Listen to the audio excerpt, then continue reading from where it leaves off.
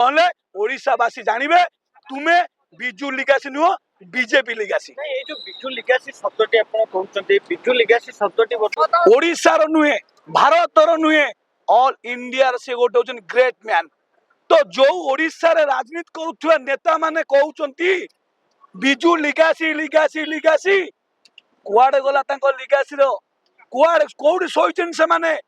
ଖାଲି ବିଜୁ ବାବୁଙ୍କ ଫଟୋ ନେଇକି ମାରିକି ଭୋଟ କଲେକ୍ସନ ଏଇଟା କଲେ ଓଡିଶାବାସୀ ବରଦାସ୍ତ କରିବେ ନାହିଁ।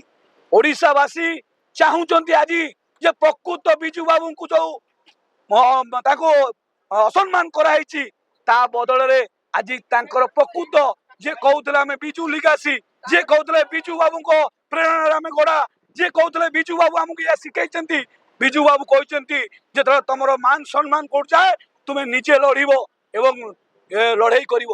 ତ ଆଜି ସେଇ ବିଜୁ ବାବୁଙ୍କର ଅନୁଗତରେ ଯିଏ ପ୍ରାଣିତ ହେଇକି ଆଜି ନେତା ହେଇଛନ୍ତି ସେମାନେ କୁଆଡେ ଗଲେ? କୋଉଠି ବଇଛନ୍ତି? କହୁଥିଲେ ବିଜୁ ବାବୁଙ୍କର ଏ ଅଂଶ ଆମ ପାଖରେ ଅଛି, ବିଜୁ ବାବୁଙ୍କର କପଡା ମୋ ପାଖରେ ଅଛି, ବିଜୁ ବାବୁଙ୍କ ଚେୟାର ମୋ ପାଖରେ ଅଛି।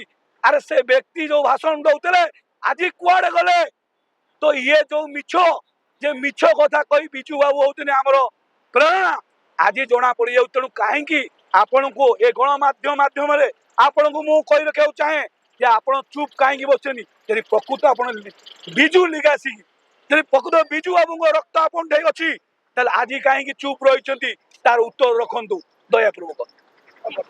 ବିଜୁ ପଟ୍ଟନାୟକକୁ ନେଇକି ବର୍ତ୍ତମାନ ତ ଦେଖିବା ପାର୍ଲାମେଣ୍ଟରେ ଗୋଟିଏ ଝଡ଼ ସୃଷ୍ଟି ହେଇଛି ବିଜୁ ବାବୁଙ୍କୁ ନେଇକି।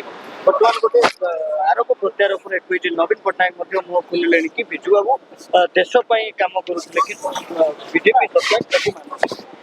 ଆଜ୍ଞା ବିଜେପି ସରକାରଙ୍କୁ କହୁଛି ଇଣ୍ଡୋନେସିଆ ଯାଇ ପଚାରି ଦଉ ତା ସାର୍ଟିଫିକେଟ ପାଇବ। ବିଜୁ ବାବୁ କଣ ଥିଲେ? ଛଡର ଇଗଲ ଥିଲେ ଆଜ୍ଞା। ବିଜୁ ବାବୁ ପୂଜ୍ୟ ପୁରୁଷ, ତାଙ୍କୁ ଆଉ ମାନେ ଆମେ ତାଙ୍କୁ ଆଉ ମାନବରେ କହିବାନି, ପୂଜ୍ୟ ପୁରୁଷ କହିବାରେ କମି ହବ ନାହିଁ। ସିଏ ସମସ୍ତଙ୍କର ଗୋଟେ ଆଇଡିଓଲୋଜିକ, ଇଏ କୌଣସି ଦଳରେ ତାଙ୍କୁ ଗଣାଯିବ ନାହିଁ। ସିଏ ପ୍ରକୃତ ଗୋଟେ ଆଇଡିଓଲୋଜିକ, ସେ ଅଲ ଇଣ୍ଡିଆର ଗୋଟେ ଆଇଡିଓଲୋଜିକ, ଯୋଉଟା କି ବାହାର ଦେଶରେ ବି ଲୋକ ତାଙ୍କୁ ଆଜି ପର୍ଯ୍ୟନ୍ତ କହୁଛନ୍ତି ତୁମେ କଣ ହବ ନା हम ବିଜୁ जैसा होंगे। ତ ସେ ବିଜୁ ବାବୁଙ୍କ ଉପରେ ଯଦି ଇଏ କହିବେ ଆଙ୍କର ନିଜର ନୈତିକତା ନାହିଁ। ଇଏ ଯିଏ ସରକାରକୁ ଯୋଉ ଜାଗାକୁ ଯାଉଛନ୍ତି ଏମାନେ ପ୍ରତାରଣା କରୁଛନ୍ତି ଏବଂ ଲୋକଙ୍କ ସହିତ ହୀନ ରାଜନୀତି କରୁଛନ୍ତି, ମିଛୁଆ ପ୍ରତିଶୋଧ ଦଉଛନ୍ତି। ଆଜି ଗୋଟେ କଥା କହୁଛନ୍ତି, ଦେଖନ୍ତୁ ତାଙ୍କ ବିଧାୟକ ଜନ ଲୋକଙ୍କ ଆଗରେ ଗୁଳି ଫୁଟଉଛନ୍ତି, ତାଙ୍କ ପାଇଁ ଆଇନ ନାହିଁ। ଯଦି କିଏ ବନ୍ଧୁକ ଧରି ଇଷ୍ଟାରେ ପକଉଛି ତାକୁ ସାଙ୍ଗେ ସାଙ୍ଗେ ଆରେଷ୍ଟ କରାଯାଉଛି। କିନ୍ତୁ ଆଜି ପର୍ଯ୍ୟନ୍ତ ସେ ଯୋଉ ଏମଏଲ ଆପଣ ଦେଖିଥିବେ ରାମନବମୀରେ ଓପନ ସୁଟ୍ କରୁଥିଲେ, ଉପରୁ ଫଲ୍ସ ଫାୟାରିଂ କରୁଥିଲେ, ପିଏସ କତରୁ ଆଣିକିନା ତାଙ୍କ ପକେଟରୁ ବନ୍ଧୁକ ଛଡେଇକି ମାରୁଥିଲେ। ତାଙ୍କ ଯିଏ ଗୁଳି କଲା ତା ପ୍ରତି କାର୍ଯ୍ୟାନୁଷ୍ଠାନ ନାହିଁ। ବିଚାରା ଯିଏ ପିଏସ, ଯିଏ ତାର ସିକ୍ୟୁରିଟି ପ୍ରାପ୍ତ ସିଏ ଅଛନ୍ତି ପଛରେ ସିକ୍ୟୁରିଟି, ତାଙ୍କୁ ଆଜ୍ଞା ସସ୍ପେଣ୍ଡ କରାଯାଇଛି। ତାମାନେ ଇଏ କୋଉ ଭଳିଆ ଗୃହ ସରକାର ମୋହନ ମାଝୀ ଚଳେଇଛନ୍ତି? ଖେଳନା ବନ୍ଧୁକ, ହଁ ହଁ ଖେଳନା ବନ୍ଧୁକ ଯେତେବେଳେ ଫୁଟୁଥିଲା କ୍ଲିୟର କରି ସେ ତ ନିଜେ ମାନି ସାରିଛନ୍ତି। ସିଏ ନିଜେ ମାନି ସାରିଛନ୍ତି ଯେ ନାଇଁ ମୁଁ ଯୋଉ ବକ୍ତବ୍ୟ ଦେଲି ସେଟା ଭୁଲ ଥିଲା। ଆରେ ଆମେ କହିବୁନୁ, ସିଏ ନିଜେ ନିଜେ କହିବେ। ତେଣୁ ଇଏ ହଉଛି ମିଛୁଆ ସରକାର। ଆପଣ ଦେଖନ୍ତି ଆପଣ ଆଉ କୋଉ ନ୍ୟୁଜ ବାଲା ଯିବେ କାଉନସିଲିଂ କରନ୍ତୁ ତାଙ୍କ ପେଟରୁ ସତ ବାହାରିଯିବ।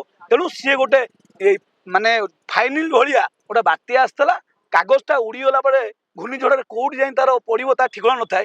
ଏମାନେ ସେଠୁ ଉଡିକିନା ଅଳିଆ ଗଦର ବିଧାନସଭାରେ ପଶି ଯାଇଛନ୍ତି। ତେଣୁ ଇଏ ହେଲା ତାଙ୍କର ଗୋଟେ ସାଇକ୍ଲୋନର ଇଏ ଏମଏଲ ହେଇଛନ୍ତି। କି ଭାବୁଛନ୍ତି 5 ବର୍ଷ ଏମଏଲ, କିନ୍ତୁ 5 ବର୍ଷ ଏମଏଲ ଆପଣ କରିବେ ଯେ କିନ୍ତୁ ଆପଣ ଓଡିଶାର ଜନସାଧାରଣଙ୍କୁ ଆପଣ ଏତେ ଛୋଟିଆ ଭାବନ୍ତୁ ନାହିଁ। ଏ ଓଡିଶା ଲୋକଙ୍କୁ ଆପଣ ଏମିତି କଲେ ଚଳିବ ନାହିଁ। ଓଡିଶା ଲୋକ 5 ବର୍ଷ ନାହିଁ, ଦରକାର ପଇଲେ 5 ମାସରେ ସରକାରକୁ ଓପାଡ଼ି ଫୋପାଡ଼ି ଦେବେ ସମୁଦ୍ରରେ। 1000 ବର୍ଷ ଯାକେ ଇଏ ଜୀବନରେ ସ୍ୱାଦ ଚାଖି ପାରିବେ ନାହିଁ। ମୁଁ କହି ରଖିବାକୁ ଚାହେଁ। ତେଣୁ ନିବୃତ୍ତ ରୁହନ୍ତୁ, ନିୟମକୁ ଗୋଟିଏ କରନ୍ତୁ ଏବଂ ବିଜୁ ଲିଗାସୀଙ୍କୁ କହି ରଖିବାକୁ ଚାହେଁ, ଯୋଉ ଆପଣ ବିଜୁ ବାବୁଙ୍କ ଫଟୋ ରଖି ଯୋଉ ଆପଣ ଡିମ୍ବିରା ପିଟୁଛନ୍ତି ଏବଂ ଯୋଉ ଆଗାମୀ ଦିନରେ ଇଲେକ୍ସନ କୁ ଯିବେ ତାହେଲେ ଦୟାପୂର୍ବକ ବିଜୁ ବାବୁଙ୍କ ନାଁରେ ଯୋଉ ଅପପ୍ରଚାର ଚାଲିଛି ତା ପାଇଁ ଆପଣ ଆଗକୁ ଆସନ୍ତୁ ଏବଂ ତା ପ୍ରତି ସ୍ୱର ଉତ୍ତୋଳନ କରନ୍ତୁ। ନହେଲେ ଓଡିଶାବାସୀ ଜାଣିବେ ତୁମେ ବିଜୁ ଲିଗାସୀ ନୁହଁ ବିଜେପି ଲିଗାସୀ। এই যে বিজু লিগাসী শব্দটি আপনারা কହୁଛନ୍ତି, বিজু লিগাসী শব্দটি